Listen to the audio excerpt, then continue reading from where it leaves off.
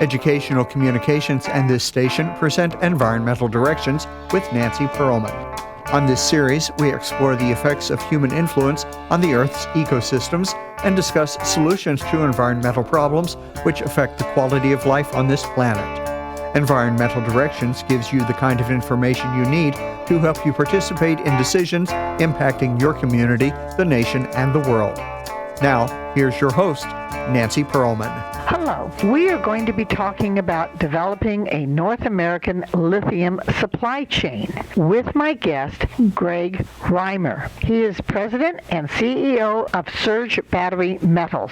He is an accomplished leader who has served as an executive of one of the largest Canadian utilities and has held several senior governmental roles in British Columbia, Canada. He served as executive vice president of transmission and distribution for BC Hydro, British Columbia's electric utility serving 4 million customers with $5.5 billion in annual revenue. And he has had prior experience as Deputy Minister of Energy, Mines and Petroleum Resources, Chair of the BC Oil and Gas Commission, and Deputy Minister of Provincial Revenue, as well as many other posts during a very successful career with the British Columbia government in Canada. He is active with many organizations and has been chair of the board of the Western Energy Institute and board memberships for the Canadian Electricity Association, the Western Energy Industry Leaders, Edison Electric Institute, and PowerTech Labs. Welcome. It's a pleasure to have you with us. Thank you, Nancy. Happy to be here. You obviously have a strong background in energy policy for electricity, energy efficiency, energy conservation, as well as mining and petroleum resources. We're going to focus on one particular element of the electric needs of the current population, especially for electric vehicles, and that is lithium, which is currently necessary for batteries. Tell us what lithium really is. Lithium's a mineral. My company is looking at developing in northern Nevada. Lithium is a significant component in batteries. It is the largest component and helps sustain the charge in the battery. So it's very important to the future of battery life in our economy. Is there any substitute for it? Not at this point. There is not. In fact, as battery development continues to get better and better, lithium becomes a stronger and larger component of batteries. Your project is called the Nevada North Lithium Project in Elko County in Nevada, which is actually on public lands. You have to get permission from the United States Bureau of Land Management? That's correct. We've got close to 14,000 acres in northern Nevada near Elko County. We have been exploring in the area for the past several years. In 2022, we applied to the Bureau of Land Management to undertake a drill program to see if what we were seeing at the surface with respect to lithium kind of permeated on the subsurface. What happens with the Bureau of Land Management is you're allowed to disturb 5 acres after they approve your permit and your drill site locations. And you go through that process and do your drill program. And that's what we did in the fall of 2022. I certainly hope that this land is not habitat for wild and endangered species such as the wild horses, which are very common in Nevada. That's a good point and a very, very good question. We are going through a plan of operations right now to expand our drilling program outside the 5 acres. We're complying with the National Environmental Policy Act, and we're doing a complete biological baseline inventory of not only wildlife, which includes wild horses, but soils and plants also. I can tell you, I've been to our site a number of times, and I've never seen any wild horses in the area, and none of our folks that work on our site have ever told me that there have been wild horses in the area. But your environmental impact report will certainly determine what animals and plants need protection while you do your lithium mining. That's correct. Our modus operandi for this is to go above and beyond what we need to do. And so we're performing kind of wildlife surveys now. We're developing the inventory. It's all work in progress right now. You do consider your company to be a leading ESG compliant company. That means environmental, social, and corporate governance. But you're based in Vancouver, British Columbia, Canada. You're talking about a project in the United States. Is there any difference in terms of an international company whose laws they're going to be governed by? We're governed by the laws laws of Nevada and the laws of the United States, and we're committed and determined to comply with all environmental and other laws, frankly, for that matter, in Nevada and the United States. I don't think that there's really any difference in our approach, whether we have a Canadian project or a U.S. project. We have a nickel property here in Canada, and we do environmental work and Indigenous relations in Canada as well as in the United States. From our perspective, we want to achieve the high standard that the laws of Nevada and the United States demand of us,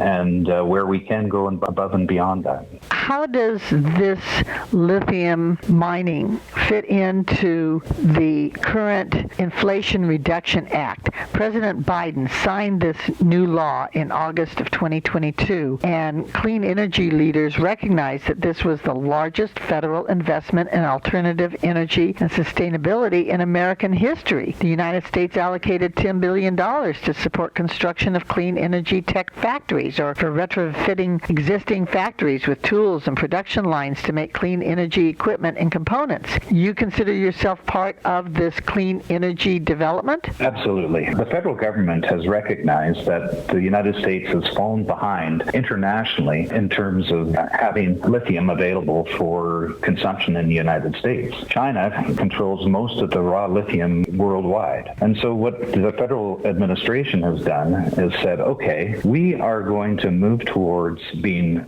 self-sufficient in battery metals here in the United States. And of course, lithium is the biggest component of the battery metals. So they've provided funding for all sorts of things related to processing of raw materials to extract battery metals, to lending money for the development of processing mines and the like. So we think that we're certainly covered by the Inflation Reduction Act, and when there are opportunities for us to take advantage of that in order to support the goal of being self-sufficient with respect to lithium battery metals in the United States, we certainly will. We've mentioned three countries: the United States, Canada, China. But what about other countries? Are there lithium deposits in Africa and other parts of Asia, in Europe, in South America? Yes, there are lithium deposits throughout the world. They're at various stages of exploration and development. When we talked about China's investment in lithium worldwide, I'm not talking about just their investment domestically in China. They have reached out and are developing lithium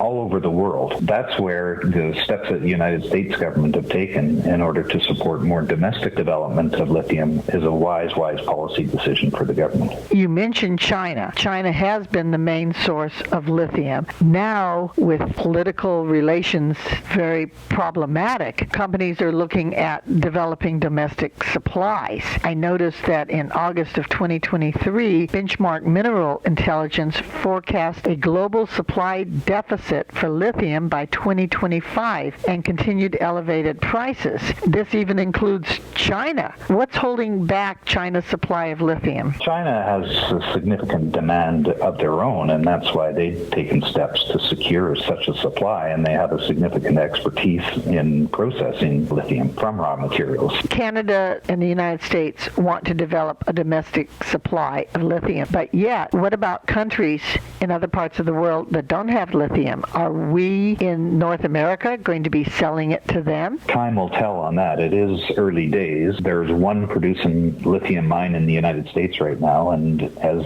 the demand for electric vehicles and other batteries continues to increase, we're going to need more and more and more lithium to support these batteries. So if the United States is successful in the policy decisions they've made in the last couple of years, and the supply of lithium is plentiful, an opportunity to export lithium will be considered at that time. Canada took a unique position of forcing Chinese firms to divest from Canadian mining firms to protect their resources, limits China's reach in accessing new raw lithium supplies? That's right. The federal government has done that, not only in mining, but in other ownership situations in Canada, and they're very strict about that, making sure that Canadians are protected, just like the American government is taking steps right now with the Inflation Reduction Act to make sure that the long-term future of energy conservation and climate change in the United States is supported by lithium in the United States and other battery metals in the United States domestically. Tell me more about this investment in long-term lithium supplies with the joint announcement of GM and Lithium Americas to develop U.S.-sourced lithium production through a $650 million equity investment and supply agreement in January of this year. That's a great question. Lithium Americas is developing a mine not too far to the west of us in northern Nevada. GM is, of course, interested in developing electric vehicles a lot more than what they are right now. And in order to do that, they need a supply of lithium. Batteries are the most expensive component of an electric vehicle. And the way that these auto manufacturers can reduce their costs is to try and get lower priced lithium from producers such as Lithium Americas. So GM has made a $650 million investment in the Thacker Pass mine through Lithium Americas in order to get that offtake lithium for future use. So I think it's a very, very wise decision on GM's part. And for us, we've had interest from other auto manufacturers who have been to our site, and we've taken on tours of what our property is and our project is. Explain the mining operation. In terms of Nevada North lithium property that we have, the strike length, that is what we use to drill out the resource to see where the resource is and develop our exploration and subsequent mining plan. There's clay operations like we have where lithium is attached to clay, and we take the clay out of the ground and we process the clay to take the lithium out of the clay, essentially. There's lithium contained in hard rock, which is a more traditional type of mining that we're all familiar with. And there is also lithium in brine, which again is more of a traditional approach. Lithium contained in clay is in a relative sense new, and that's why there's only one producing lithium clay mine in the United States. That lithium is currently needed in the batteries that power electric vehicles, and we are moving toward electric vehicles. There was reportedly more than a $128 billion of announced investments into electric vehicle plants, battery plants, and battery recycling plants that have been made to date. That's a lot of money. Is that investment going into lithium mining as well? There's certainly investment into lithium mining and processing along the whole supply chain until lithium and other battery metals are incorporated into batteries. And it's not just electric vehicles, it's the whole spectrum. I mean, I have here in my home, I've got a lawnmower that's powered by batteries along with a pressure washer and a weed eater and on like that. So it's battery in our own cell phones. It's quite diverse. And when you look at what's happening with respect to electricity generation worldwide, from a very high level, the policy kind of worldwide is to electrify everything and use batteries to support that, and then work on decarbonizing the generation of electricity. So this is the long-term 50-year perspective on things. But while we move toward the renewable energy sources, while we get away from the fossil fuels and we develop batteries with lithium, we do have to be concerned about how we are developing that item in terms of the environmental consequences, because I know that the Chinese up in their work on the Tibetan Plateau are under a lot of environmental scrutiny because the water quality is getting bad, the water use is excessive, there are concentration of reserves in salt lakes that are posing problems. In other words, it's not necessarily the cleanest of operations. How do you make sure that while you're acquiring lithium from our land that you are not polluting the land? Our kind of starting point here is to go above and beyond what we need to do, and that we're guided by the environmental principles that Nevada and the United States have. In particular, in our project, we find lithium near the surface of the land. We think that we don't have a significant disturbance compared to what you see in a lot of other kind of mines around the world that are mining their products from the ground. But we can reclaim that land as we move to other portions of the project. property. If people want to find out more about your operation, they can go to your website, and you're even listed on metal trade exchanges.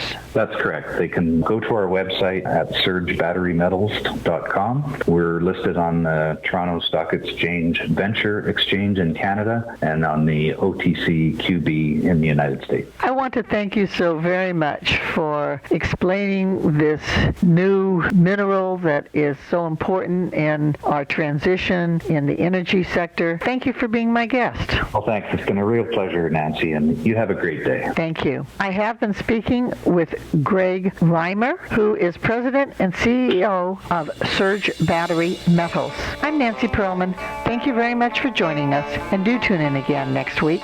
If you would like free information about these environmental issues, go to www.ecoprojects.org or call 310-559-9160. Environmental Directions with your host, Nancy Perlman, is a community affairs program of the nonprofit organization Educational Communications and this station.